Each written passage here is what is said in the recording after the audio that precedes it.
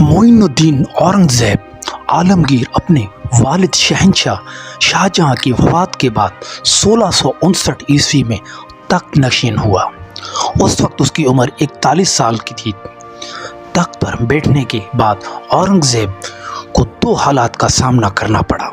ایک تو وہ ان بغاوتوں کو کچلنا جو ملک کے مختلف حصوں میں پھیلی ہوئی تھی، دوسرا لوگوں کی زندگی میں جو برائیاں پھیلی ہوئی تھی ان کی اصلاح کی طرف فوراً توجہ دینا تھی۔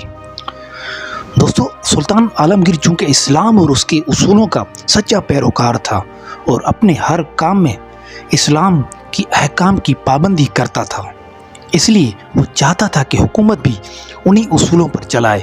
اس لیے اس نے تخت پر بیٹھنے سے پہلے ہی شراب اور بھنگ پینے والوں، قمار بازوں اور طوائفوں کے خلاف سخت احکام جاری کیے تھے۔ دوستو، وہ گانے بجانے کے بھی سخت خلاف تھا۔ ناظرین، اورنگزیب عالمگیر کی یہ حالت تھی کہ بڑھاپے میں بھی وہ صبح سے شام تک کام کرتا تھا، زندگی بہت سادہ بسر کرتا تھا، اپنا وقت یا تو زیادہ تر عبادت میں گزارتا تھا یا سلطنت کے کاموں میں ہی گزارتا تھا۔ اپنے خرچ کے لیے شاہی خزانے سے کچھ نہیں لیتا تھا، بلکہ اپنے ہاتھ سے ٹوپیاں وغیرہ سیتا تھا اور اس سے جو آمدنی ہوتی تھی اس سے اپنا گزر بسر کرتا تھا۔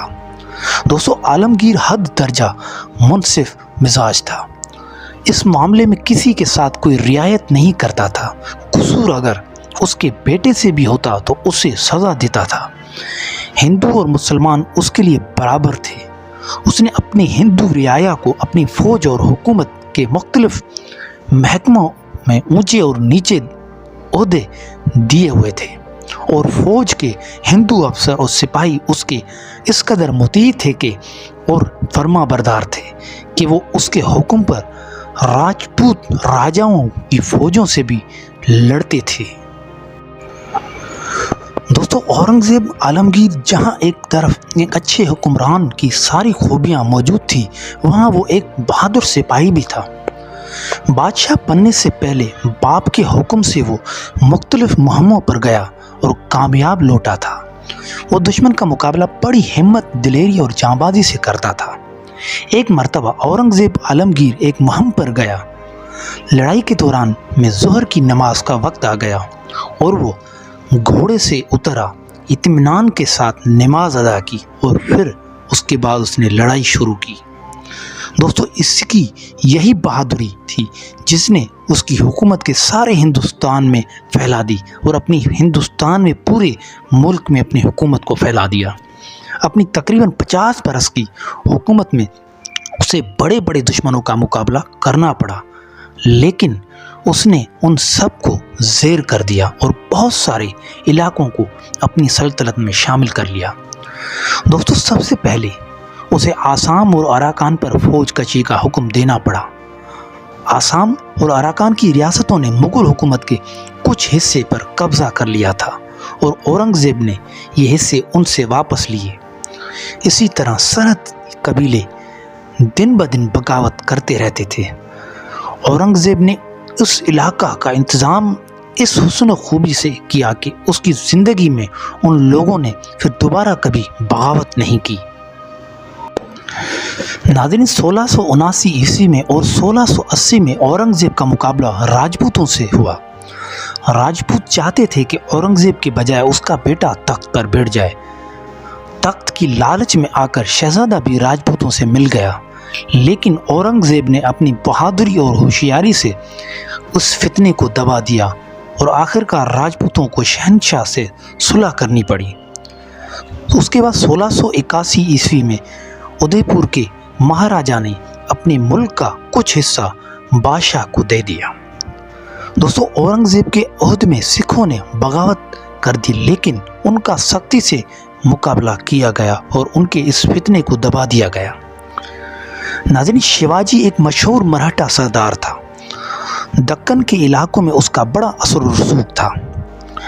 اس نے پہلے تو دکن کی چھوٹی چھوٹی ریاستوں پر قبضہ کر لیا، پھر بیجال پور کی اسلامی ریاست سے لڑا اور اسے اپنا مطیع بنا لیا، اور اس طرح اس کی طاقت بہت زیادہ بڑھ گئی۔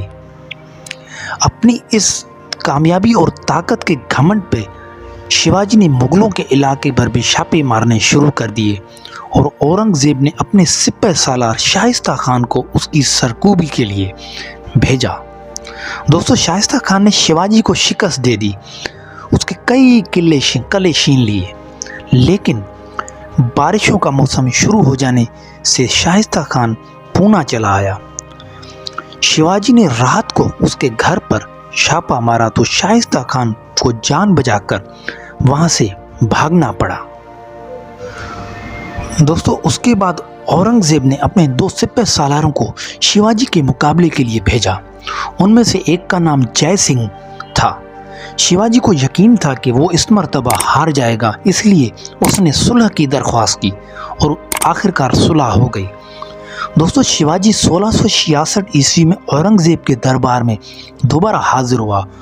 औरंगज़ेब ने उसे राजा का खिताब दे दिया, लेकिन शिवाजी एक रात छुप कर महल से निकल गया और 1676 ईस्वी में अपने खुद मुख्तार राजा होने का ऐलान कर दिया। उसके थोड़े ही अरसे बाद उसका इंतकाल हो गया। दोस्तों, लेकिन उसके मरने के बाद दक्कन की रियासतों को मुगलों के ताबे ना हुई और इसलिए 1682 ईस्वी में औरंगज़ेब खुद दक्कन गया। उसके बाद 1686 में बीजापुर और 1687 में गोलकुंडा को फतह करके अपनी सल्तनत में शामिल कर दिया। दोस्तों, उसके बाद औरंगज़ेब ने मराठों की तरफ तवज्जो दी और 1689 ईस्वी में उनका दारुल सल्तनत फतह कर लिया, लेकिन अब भी बहुत से किले मराठों के हाथ में थे। औरंगज़ेब 18 साल तक बराबर उनसे लड़ता रहा और आखिरकार उन्हें ज़ेर कर दिया। दोस्तों, बीजापुर के जनूबी इलाके में अधोनी का मजबूत किला संभाजी मराठा जंगी मरकज बन गया था। उससे वो मुगलिया इलाकों पर छापे मारा करते थे और औरंगज़ेब ने फेरोज जंग को उसकी सरकूबी के लिए रवाना कर दिया, जिसने अधोनी को आसानी से फतह कर लिया और उसके बाद उसने मराठों की राजधानी राजगढ़ पर यलगार कर दी। और दोस्तों, उसके बाद सरदार मुकर्रब खान ने एक जगह मराठा फौज को घेर लिया। वहीं उससे खबर मिली कि संभाजी के करीब ही एक जगह मौजूद है। उसने चंद सिपाही साथ लिए और वहां पहुंचकर मराठों की फौज में घुस गया। मराठों की तादाद बहुत ज़्यादा थी, मगर थे वो बहुत डरपोक। वो मुगल सिपाहियों को देखते ही भाग खड़े हो जाते थे। दोस्तों, संभाजी एक मंदिर में जा छुपा और दाढ़ी मूछ मुड़वाकर भेष बदल लिया, मगर उस पर भी वो पकड़ा गया। जब मुकर्रब खान उसे बांधकर अपने सदर मुकाम की तरफ ले चला तो इलाके में भर की बस्तियों ने खुशियां मनाई। दोस्तों, संभाजी के जुल्म और बदचलनी की वजह से लोग उससे बहुत तंग थे। जिस गांव से वो गुजरता, औरतें और मर्द बाहर निकल आते और उसकी गिरफ्तारी पर खुदा का शुक्र बजा लाते। नाज़रीन, संभाजी को औरंगज़ेब के सामने जब पेश किया गया तो उसने बड़ी बदजुबानी की और इस जुर्म में उसको कत्ल किया गया। उसका बेटा साहू शाही अमीरों में दाखिल हुआ और औरंगज़ेब ने ख़ास तौर से उसकी परवरिश की और वो भी उम्र भर ये एहसान करने वाले बादशाह को इज्जत से याद करता रहा। नाज़रीन, संभाजी के बाद उसका भाई राजा राम गद्दी पर जा बैठा। उसने खंची नामी एक किले को अपना फौजी मरकज़ बनाकर उसे बहुत मजबूत कर लिया। मराठों का ख्याल था कि उसे कोई फतह नहीं कर सकता, मगर एक मुगल सरदार ने उसकी ईंट से ईंट बजा दी। राजा राम 4 साल तक इधर उधर फिरता रहा। कोई जगह ऐसी ना थी जहां वो टिक सकता। इसी हालत में वो फौत हो गया। अब मराठी मुगल इलाकों में ना ठहर सके, बहुत से घिर कर कैद हुए। जो बच गए वो कोकन की पहाड़ी के किलों में जा छुपे। मगर औरंगज़ेब का मकसद अभी पूरा नहीं हुआ था। वो तो ये चाहता था कि मराठे कहीं भी छोटी सी छोटी हुकूमत कायम ना कर सके। मुगल सरदार कोकिन को पुछ वादियों में फौज ले जाने से घबराते थे क्योंकि वहाँ बारिश से रास्ते नदी नाले बन जाते थे। हर मोड़ पर मराठों की कमीनगाह था वो, और हर चट्टान उनका कला था। आखिरकार बादशाह ने ये मुहिम अपने जिम्मा ली। उस वक्त उसकी उम्र 80 बरस से ज़्यादा हो चुकी थी, मगर उसकी जुर्रत और हिम्मत में कोई फ़र्क नहीं आया था। दोस्तों 1698 में ये मुहिम शुरू हुई। इस सिलसिले में जो लड़ाइयाँ शुरू हुईं और उनमें बादशाह ने जिस हौसले और बहादुरी का सबूत दिया उसकी मिसाल नहीं मिल सकती।